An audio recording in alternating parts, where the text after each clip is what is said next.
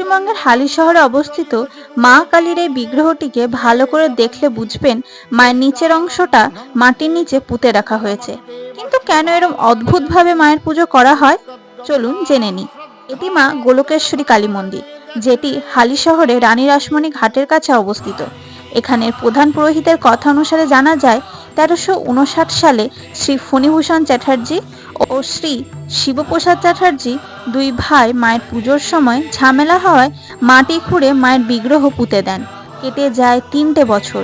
পুনরায় 1362 সালে সেই দুই ভাই একই সাথে স্বপ্ন দেখেন মা মাটির নিচ থেকে উঠে এসেছেন।